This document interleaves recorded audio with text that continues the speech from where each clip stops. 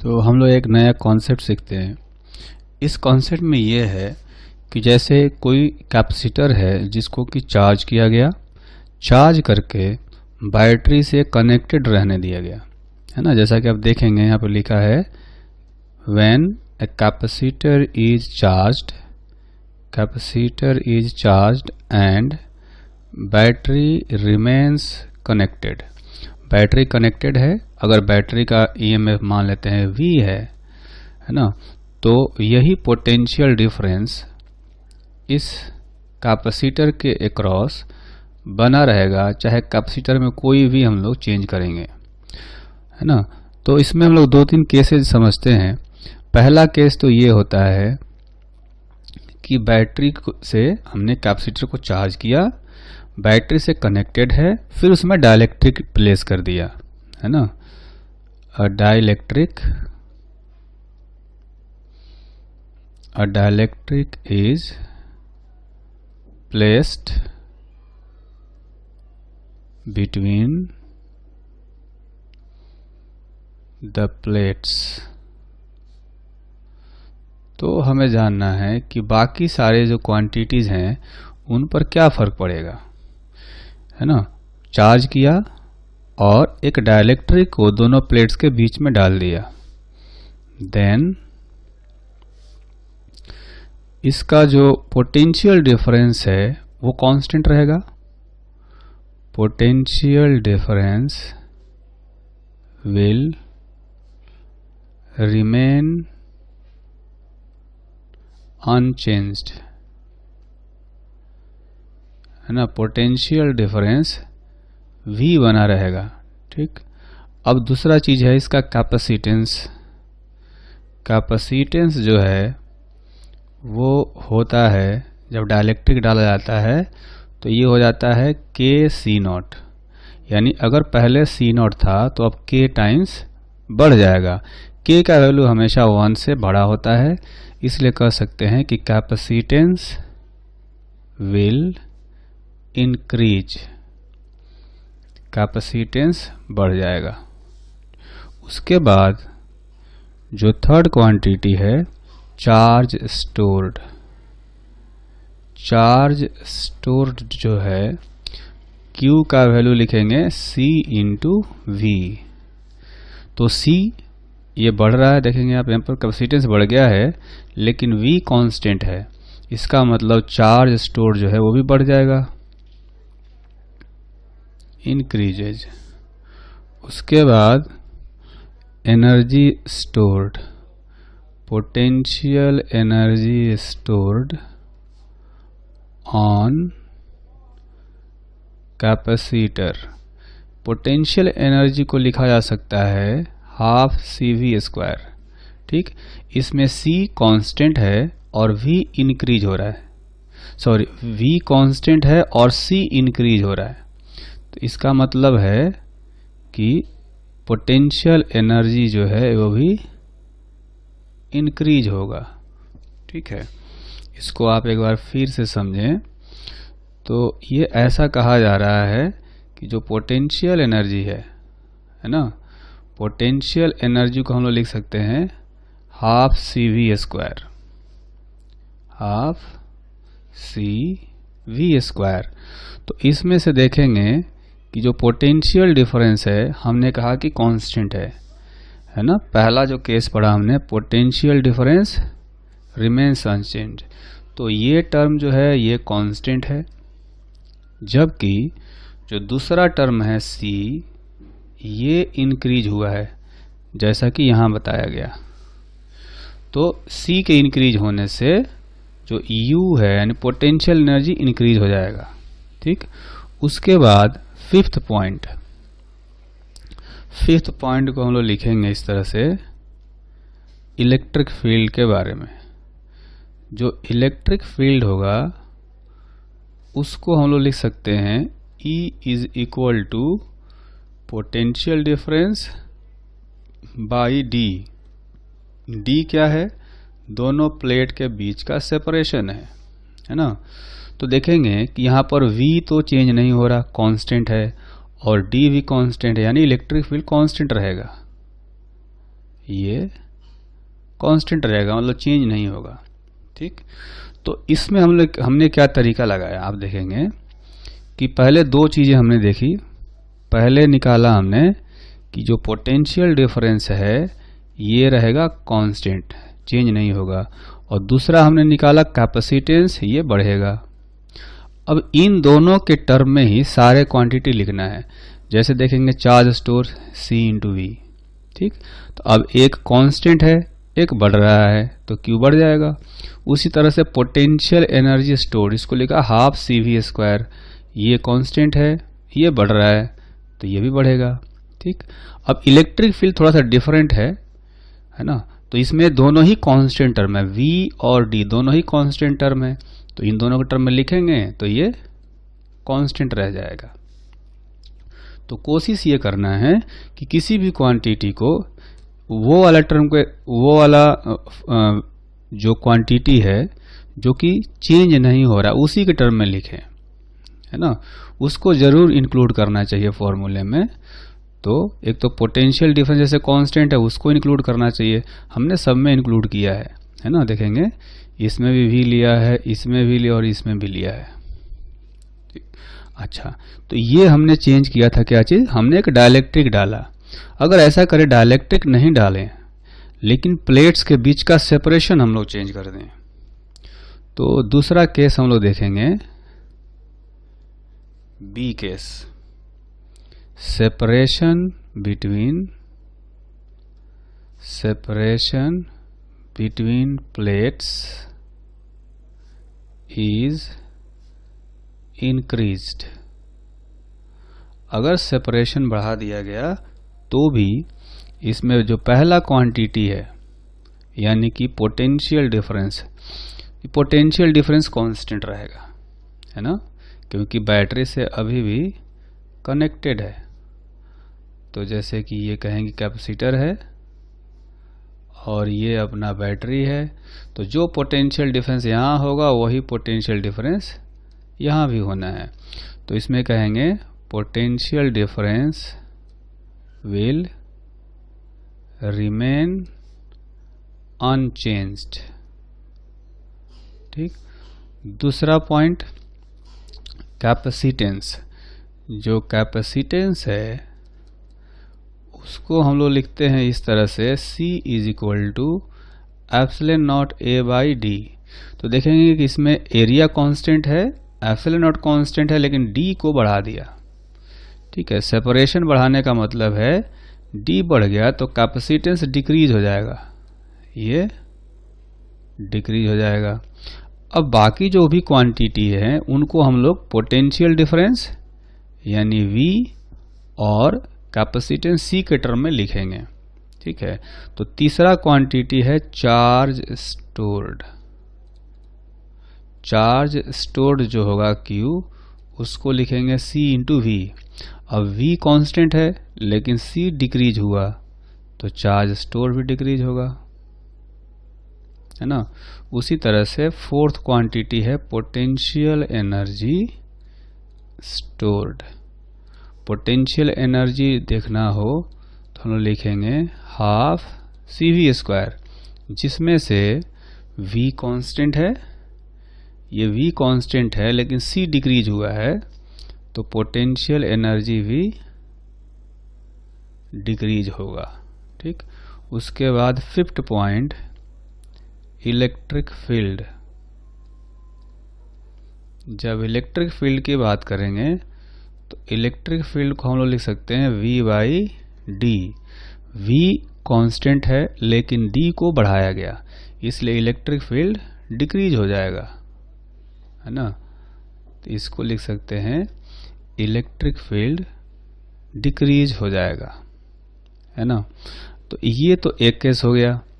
उसके बाद अब हम देखेंगे दूसरा केस। दूसरा केस ये है कि कैपेसिटर को बैटरी से हमने चार्ज किया, फिर बैटरी को रिमूव कर दिया, है ना। जैसा कि आप देखेंगे यहाँ पर लिखा है capacitor is charged and then battery is removed. तो जब बैटरी को रिमूव करेंगे तो कैपेसिटर के ऊपर जो चार्ज है ये कांस्टेंट रहेगा, है ना। पोटेंशियल डिफरेंस जो है ये वेरी कर सकता है, ठीक। तो बैटरी को हटा दिया, उसके बाद फिर से कैपेसिटर में हम लोग कुछ चेंजेस करेंगे, जैसा कि पहले केस में किया था। पहले केस में दो तरह के चेंजेस किए थे, एक बार डाइलेक्ट्रिक डाला था, फिर एक बार सेपरेशन बढ़ाया था। तो वैसे ही चेंजेस हम लोग फिर से करेंगे। पहला वाला केस जो होगा उसमें हम लोग डाइलेक्ट्रिक प्लेस करेंगे। Dielectric is placed between the plates, then तो देखेंगे कि इसमें पहला जो क्वांटिटी है जो कि कांस्टेंट रहेगा वो होगा चार्ज, क्योंकि चार्ज को न्यूट्रलाइज होने का मौका जो है वो अब है नहीं, कोई कनेक्शन बन नहीं रहा, सर्किट कंप्लीट नहीं हो रहा, इसलिए चार्ज न्यूट्रलाइज नहीं होगा और चार्ज जो है कांस्टेंट रहेगा।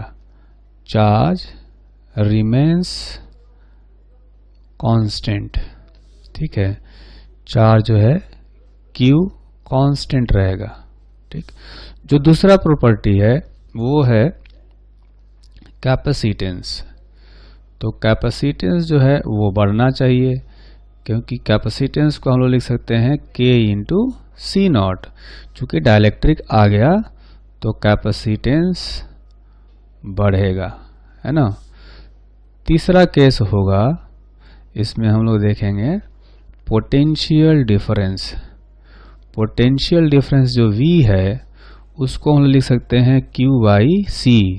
तो Q कांस्टेंट है लेकिन C इंक्रीज हो रहा है, तो पोटेंशियल डिफरेंस डिक्रीज होना चाहिए, है ना। फिर से वही काम कर रहे हैं हम लोग, एक कांस्टेंट टर्म Q और एक वेरिएबल टर्म C के टर्म में लिखा हमने। तो ये हो गया पोटेंशियल डिफरेंस। अब देखेंगे पोटेंशियल एनर्जी। तो पोटेंशियल एनर्जी को लिख सकते हैं Q स्क्वायर बाई 2C। तो इसमें देखेंगे Q कांस्टेंट है लेकिन C इंक्रीज हुआ है, तो पोटेंशियल एनर्जी भी डिक्रीज हो जाएगा।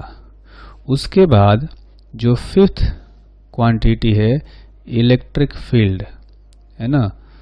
तो इलेक्ट्रिक फील्ड जो होता है E, उसको हम लोग लिख सकते हैं Q by epsilon naught into A, ठीक है। लेकिन यहाँ पर एक डाइलेक्ट्रिक है, तो डाइलेक्ट्रिक होगा तो बाई K भी लिख सकते हैं, है ना। तो इसमें देखेंगे Q A ये सब तो कांस्टेंट है, लेकिन एक K फैक्टर आ गया नीचे, K का वैल्यू 1 से बड़ा होता है, तो ये डिक्रीज हो जाएगा, है ना। इलेक्ट्रिक फील्ड जो है ये डिक्रीज होना चाहिए। उसके बाद ये तो पहला केस हो गया कि हमने डाइलेक्ट्रिक डाला, और इसमें सेकेंड केस हम लोग ये करेंगे कि इस बार सेपरेशन को बढ़ाएंगे। तो दूसरा इसमें केस है separation between the plates is increased. तो सेपरेशन बढ़ाने से क्या क्या चेंजेज आएंगे। पहला तो देखेंगे कि चार्ज कांस्टेंट रहेगा, चार्ज रिमेन्स कांस्टेंट, है ना। चार्ज कांस्टेंट इसलिए रहेगा कि चार्ज को बाहर जाने का कोई मौका ही नहीं है, बाहर जाने के लिए कोई रास्ता नहीं है, इसलिए चार्ज कांस्टेंट रहेगा। और दूसरा है कैपेसिटेंस। तो जो कैपेसिटेंस है C, वो डिपेंड करता है epsilon not A by D पर डिपेंड करता है। तो हमने D को इंक्रीज कर दिया, तो C जो है कैपेसिटेंस वो डिक्रीज हो जाएगा, ठीक। थर्ड क्वांटिटी हम लोग देखेंगे पोटेंशियल डिफरेंस। तो पोटेंशियल डिफरेंस जो V होता है उसको लिखेंगे Q बाई C। तो इसमें से Q कांस्टेंट है और C डिक्रीज हुआ है, यानी कि पोटेंशियल डिफरेंस बढ़ेगा, ठीक। उसके बाद फोर्थ क्वांटिटी आता है पोटेंशियल एनर्जी। तो पोटेंशियल एनर्जी को हम लोग लिख सकते हैं Q स्क्वायर बाई 2C। तो देखेंगे Q कांस्टेंट है और C डिक्रीज हुआ, तो पोटेंशियल एनर्जी इंक्रीज हो जाएगा। ठीक, और जो लास्ट क्वांटिटी है इलेक्ट्रिक फील्ड, तो इलेक्ट्रिक फील्ड को हम लोग यहाँ पर लिख सकते हैं Q by epsilon naught into A. आप देखेंगे कि Q भी चेंज नहीं हुआ, A भी नहीं चेंज हुआ, सिर्फ D चेंज हुआ है, कोई डायलेक्ट्रिक भी नहीं डाला हमने। तो इनमें से ना Q चेंज हुआ है ना A चेंज हुआ है, तो इलेक्ट्रिक फील्ड कांस्टेंट रहेगा। ठीक, तो ये सारे जो कॉन्सेप्ट हमने सीखे ये बहुत ही इंपॉर्टेंट कॉन्सेप्ट है। कई बार ऐसे क्वेश्चंस आते हैं जिसमें से छोटे मोटे चेंजेस कर दिए जाते हैं कैपेसिटर में, फिर हमें पता करना होता है कि कैपेसिटेंस बढ़ेगा घटेगा, या इलेक्ट्रिक फील्ड का क्या होगा, पोटेंशियल डिफरेंस का क्या होगा। तो उसमें हमें ये जो तरीका है काफ़ी यूज में आता है ना। इसमें बस ये ध्यान रखना है कि एक क्वांटिटी जो कांस्टेंट होगी उसको हर बार यूज करना है। हर क्वांटिटी को लिखने में कांस्टेंट वाले टर्म को क्वांटिटी को लाएंगे, और एक जो वेरिएबल होगा जैसे कैपेसिटेंस है यहाँ पर, तो इन दोनों के टर्म में सारे क्वांटिटीज को लिखते जाएंगे। तो आइडिया लगेगा कि अगला जो क्वांटिटी है वो इंक्रीज हो रहा होगा या डिक्रीज हो रहा होगा या कांस्टेंट रहेगा। अगर किसी कैपेसिटर में डाइलेक्ट्रिक को जब इंसर्ट किया जाता है तो क्या उस पर कोई फोर्स लगता है, अगर लगता है तो कितना लगता है, ये हम लोग अभी कैलकुलेट करने की कोशिश करेंगे। आप देखेंगे कि यहाँ पर एक कैपेसिटर बनाया गया है। कैपेसिटर के दो पैरेलल प्लेट्स हैं, है ना, और बीच में ये रेड कलर का एक डाइलेक्ट्रिक दिखाया गया है। डाइलेक्ट्रिक जो है वो पूरा इंसर्टेड नहीं है। डाइलेक्ट्रिक का ऐसा मान लेते हैं इसका सिर्फ एक्स लेंथ अभी कैपेसिटर के अंदर है। ये एक्स लेंथ हो गया जो कि कैपेसिटर के अंदर है। ठीक, तो बाकी जो है L माइनस एक्स लेंथ जो होगा उसमें अभी भी एयर भरा होगा। ठीक है, इस कैपेसिटर का जो प्लेट है उसका टोटल लेंथ देखेंगे L दिया गया है। अच्छा, ये जो डाइलेक्ट्रिक है, डाइलेक्ट्रिक का भी टोटल लेंथ L है। डाइलेक्ट्रिक का जो विड्थ है वो दिया गया है B, और दोनों प्लेट्स के बीच का जो सेपरेशन है वो है D। ठीक, इस कैपेसिटर को किसी बैटरी से चार्ज किया गया, और बैटरी जो है अभी भी कनेक्टेड है, और हम लोग डाइलेक्ट्रिक को इंसर्ट कर रहे हैं। ठीक, तो ऐसा कर सकते हैं, एक capacitor is charged and battery remains connected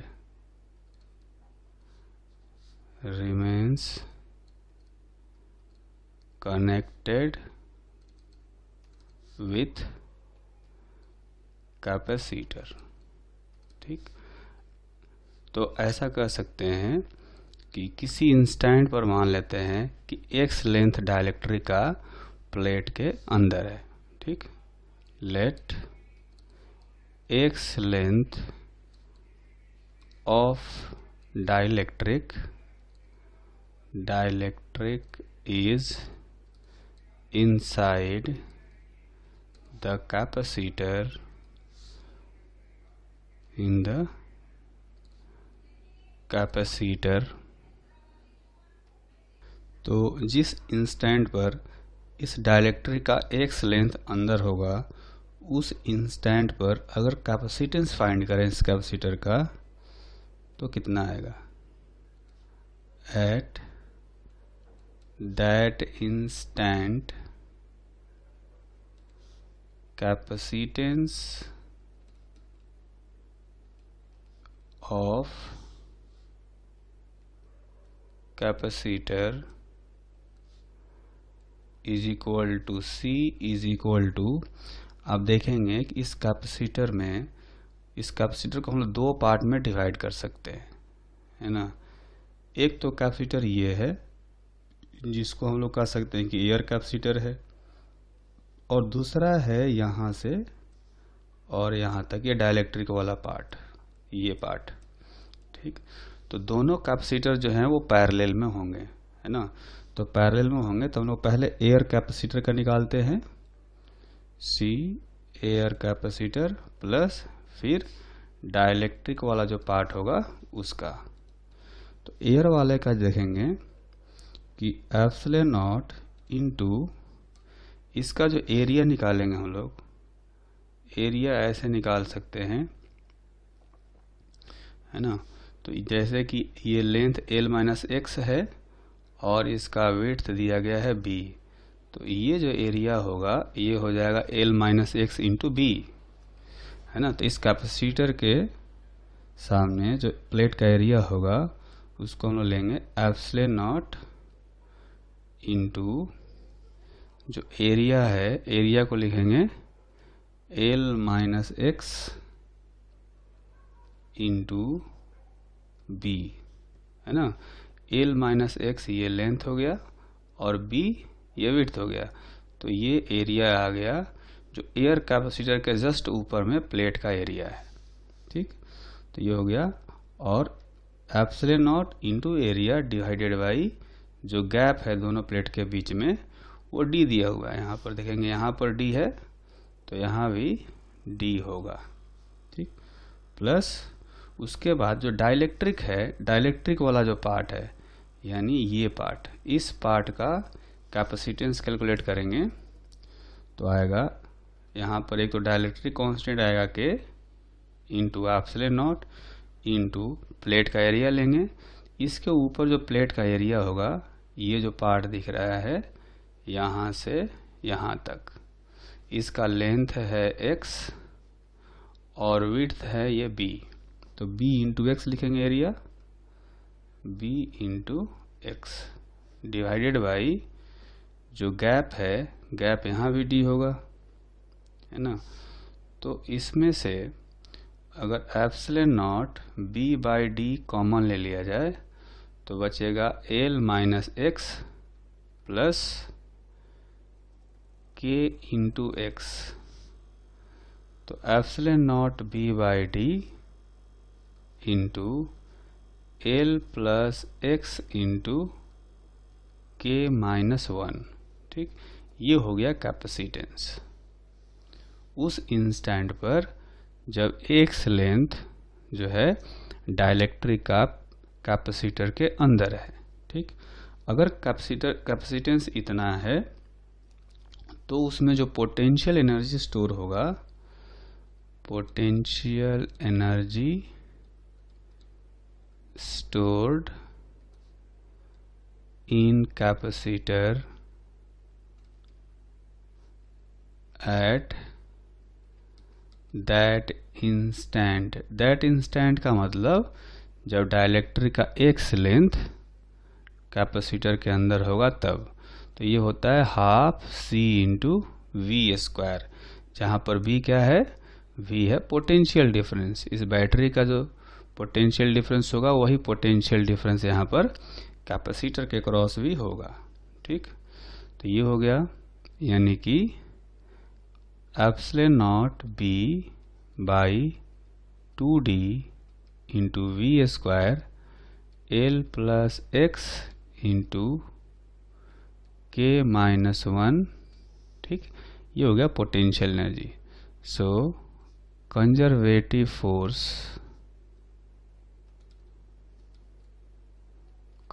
force मतलब कि इलेक्ट्रिक फोर्स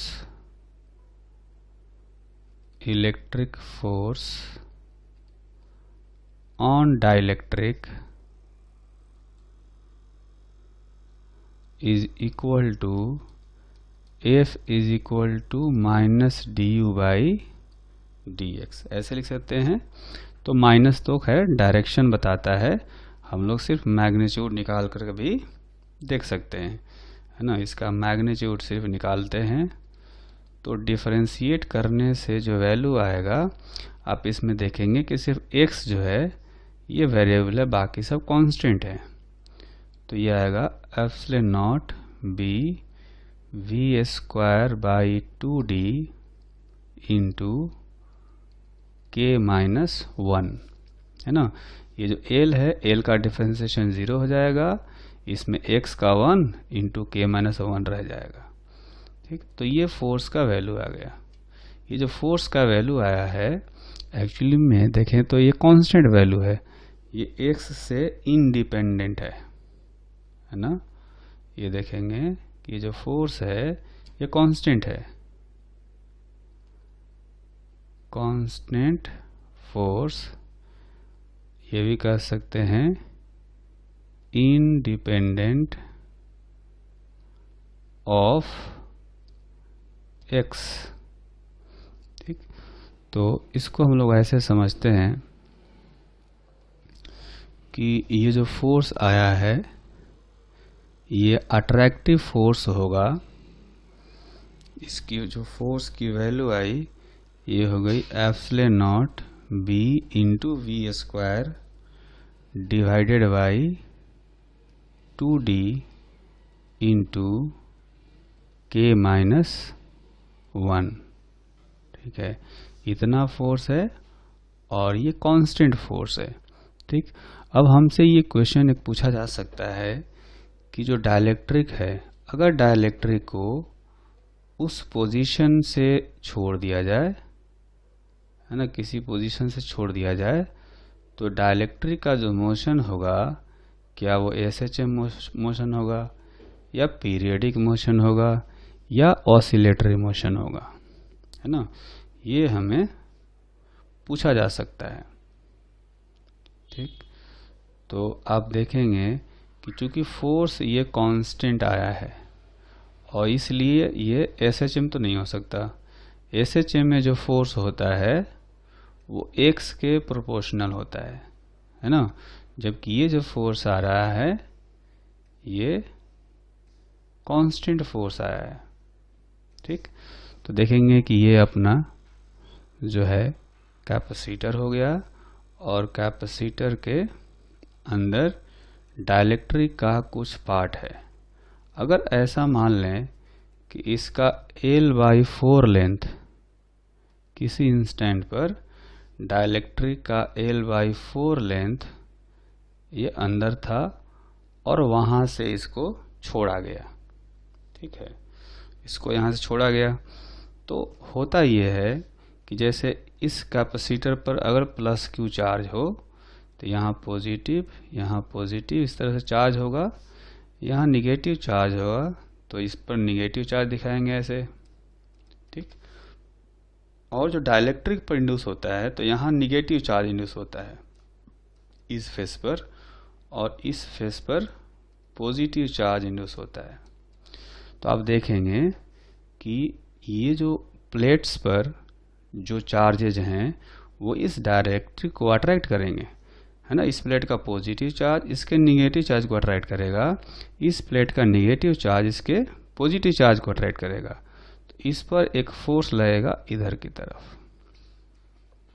ठीक, फोर्स लगेगा और ये फोर्स तब तक लगेगा जब तक कि ये पूरा डाइलेक्ट्रिक इस कैपेसिटर को फिल नहीं कर देता है ना। फोर्स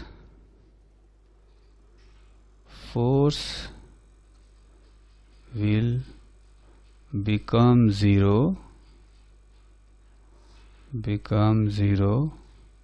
when dielectric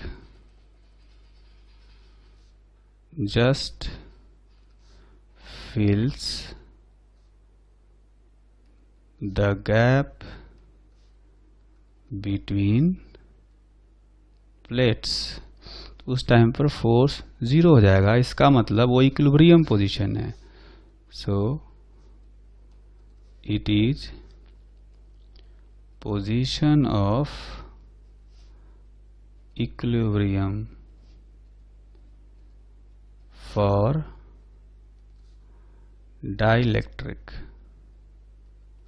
ठीक है, तो अगर इक्विलिब्रियम पोजीशन का मतलब मीन पोजीशन भी होता है ना, तो जैसा कि हम लोग जानते हैं कि ऑसिलेटरी मोशन में एक मीन पोजीशन होता है ना, तो इसमें मीन पोजीशन आ गया।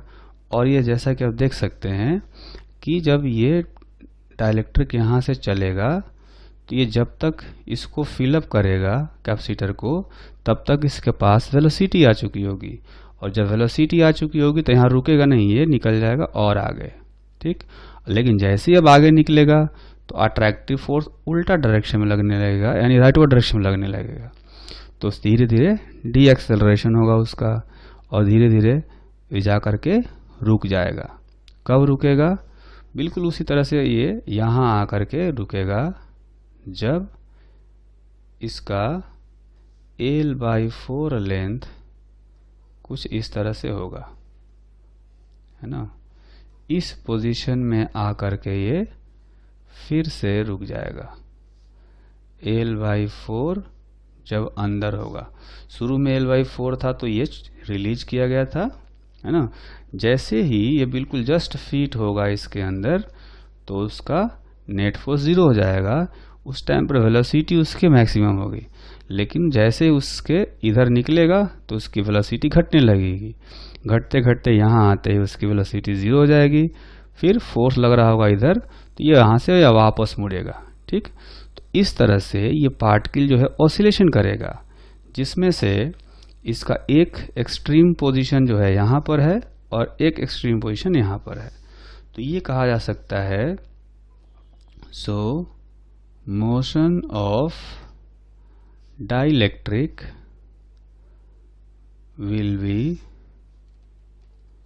will be periodic and oscillatory motion,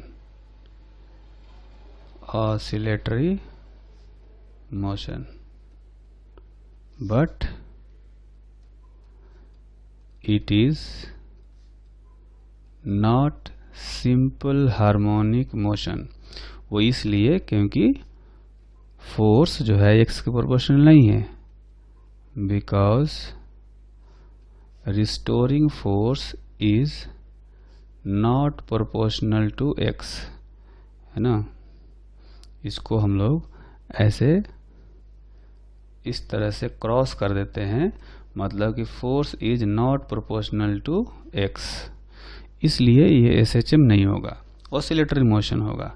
तो ऑसिलेटरी मोशन में इसका टाइम पीरियड पता किया जा सकता है। अगर इसका मास हो m डाइलेक्ट्रिक का, ठीक, तो m मास का पार्टिकल पर जो फोर्स लग रहा है कांस्टेंट है, तो उसका एक्सेलरेशन निकाल सकते हैं, है ना। तो acceleration of dielectric is equal to force divided by mass. तो जो फोर्स का वैल्यू आया है उसको अगर देखेंगे, यह epsilon not bv² by 2d, epsilon not bv² by 2d into k-1। ये तो फोर्स का वैल्यू हो गया, इसमें मास से डिवाइड कर देंगे तो एक्सेलरेशन हो गया। अब आप देखेंगे कि इस डाइलेक्ट्रिक के लिए ये एक्सट्रीम पोजीशन है ना, ये एक्सट्रीम पोजीशन है। इसको इक्विलिब्रियम तक यानी कि मीन तक जाने के लिए इसको 3L/4 डिस्टेंस ट्रेवल करना पड़ेगा, है ना। तो ये अभी एक्सट्रीम पोजीशन पर है, इसको इक्विलिब्रियम में जाने के लिए यानी कि इस गैप में फिट होना पड़ेगा। तो गैप में फिट होने के लिए इसको यहाँ से, चूँकि पहले से L/4 पर है, तो इसको 3L/4 यहाँ से यहाँ तक चलना पड़ेगा। तो 3L/4 चलने में कितना टाइम लेगा, है ना। तो 3L/4 डिस्टेंस ट्रेवल करने में half into acceleration into t² होना चाहिए। s is equal to ut plus half t²। तो u तो 0 है ना, चूँकि एक्सेलरेशन कांस्टेंट है तो ये फॉर्मूला हम लोग अप्लाई कर सकते हैं, ठीक। अब टाइम कितना होगा देखेंगे कि एक्सट्रीम पोजीशन से ये इक्विलिब्रियम पोजीशन तक हम बात करें, इक्विलिब्रियम पोजीशन तक चलने के लिए इसको 3L/4 चलना पड़ेगा। तो इक्विलिब्रियम पोजीशन में जाने के लिए एक्सट्रीम से इक्विलिब्रियम तक जाने में टाइम t/4 लगता है ना। t/4 का मतलब कि टाइम पीरियड का 1/4। तो t को हम लोग t/4 रख सकते हैं। तो यहाँ से क्या आएगा, ये हो जाएगा 3L/2 इंटू ए का root is equal to T/4, यानी जो टाइम पीरियड होगा वो हो जाएगा 4√3L/2a। तो इसको लिखेंगे, जब अंदर जाएगा ये तो ये हो जाएगा 16, ये जो 4 है इसको अंदर ले जाएंगे रूट के अंदर, तो 16 हो जाएगा into 3 into L divided by 2 into A. ठीक, तो अब जो है हम लोग ए का वैल्यू यहाँ पर रख सकते हैं, तो ये हो जाएगा 24 इंटू एल डिवाइडेड बाई जो एक्सेलरेशन है, एक्सेलरेशन का वैल्यू देखेंगे यहाँ पर है ना। तो एक्सेलरेशन का वैल्यू अगर रखा जाए तो ये होगा epsilon not v into v² k-1 into 2md। ठीक, तो ये अल्टीमेटली ये आया 48 md into L divided by epsilon naught b into v² into k-1। ठीक, तो जो टाइम पीरियड है इसका, इस टाइम पीरियड के साथ में ऑसिलेटरी मोशन करेगा ये। ठीक, तो अभी जो कॉन्सेप्ट हमने देखा कि डाइलेक्ट्रिक पर फोर्स कैसे लगता है, कितना लगता है, वही चीज़ हम लोग फिर से पढ़ेंगे, फिर से फोर्स निकालेंगे, लेकिन थोड़ा सा मॉडिफिकेशन के साथ में। मॉडिफिकेशन अब ये है कि अब बैटरी को हटा दिया गया है, कैपेसिटर को चार्ज करने के बाद बैटरी को रिमूव कर दिया गया है ना। बैटरी इज रिमूव्ड after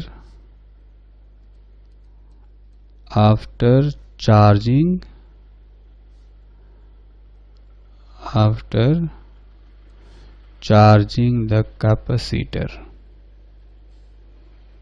तो कैपेसिटर को चार्ज किया और बैटरी रिमूव कर दिया, तो इस पर चार्ज Q जो है वो फिक्स्ड हो जाएगा, है ना। इस पर चार्ज Q और इस पर -Q, चार्ज फिक्स्ड हो जाएगा, है ना।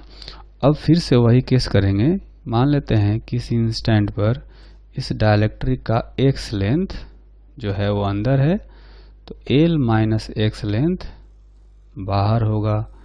फिर से इसमें दो कैपेसिटर बनेंगे, तो जो इक्विवेलेंट कैपेसिटेंस आएगा उसकी वैल्यू जो हमने निकाली थी C air plus C dielectric, वही वाला फॉर्मूला लगाएंगे, तो फिर से आ जाएगा epsilon naught B/d into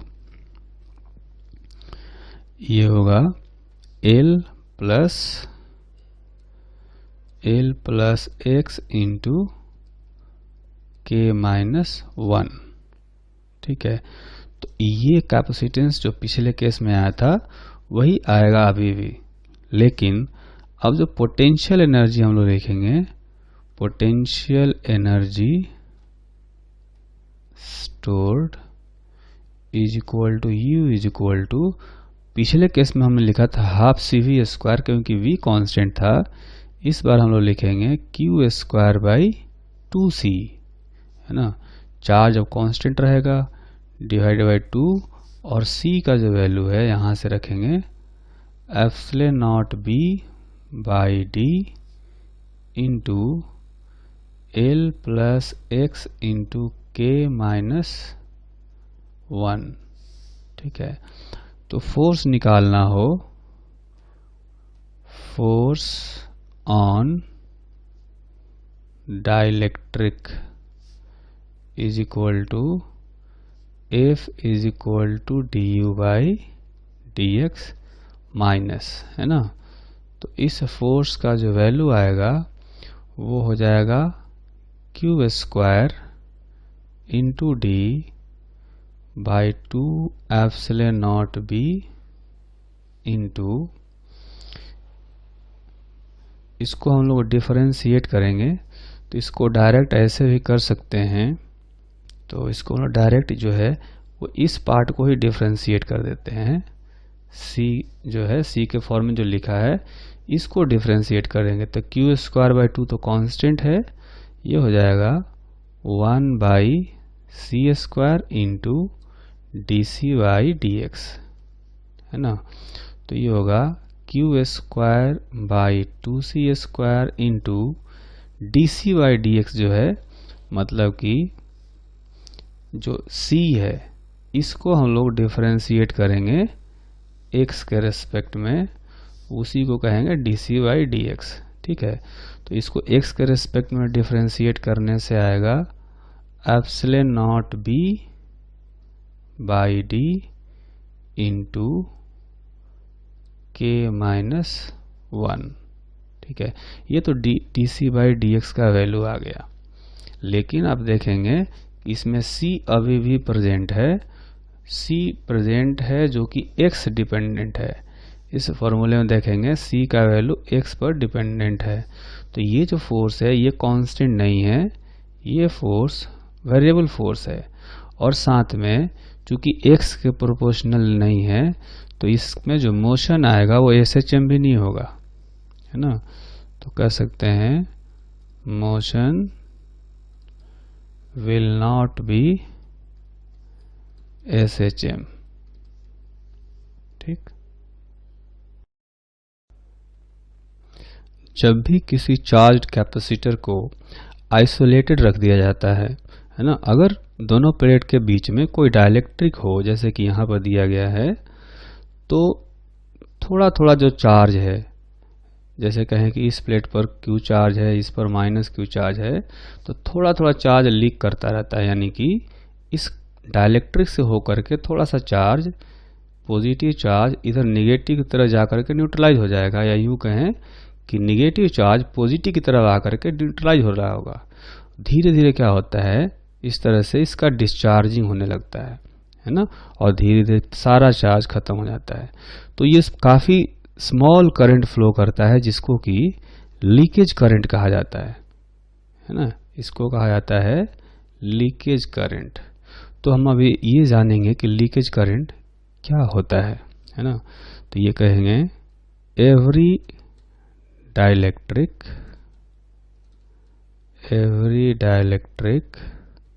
has some conductivity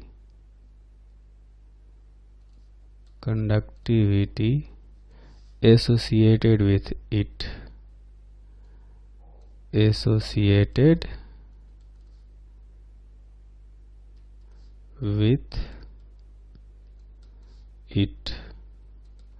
when capacitor is charged and isolated, then a very small current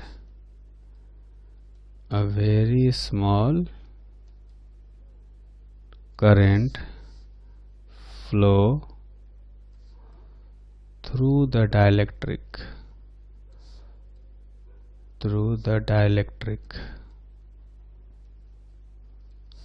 which is called leakage current.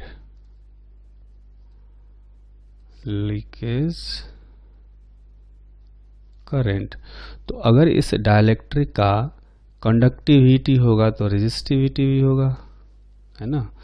तो ऐसा करेंगे कि इस डाइलेक्ट्रिक का अगर रेजिस्टिविटी है तो कुछ रेजिस्टेंस भी होगा, है ना। दोनों प्लेट्स के बीच में जो सेपरेशन है ये मान लेते हैं कि सेपरेशन है D, प्लेट्स का एरिया A है, तो जो रेजिस्टेंस होगा resistance of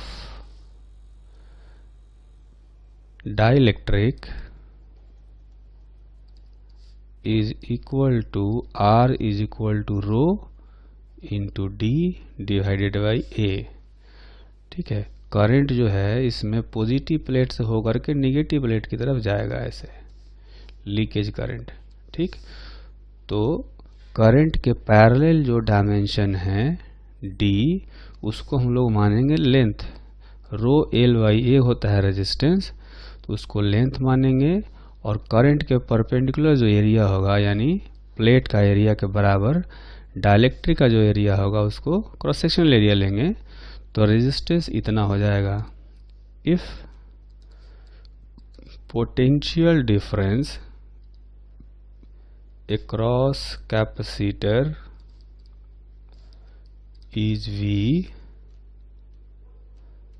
then leakage current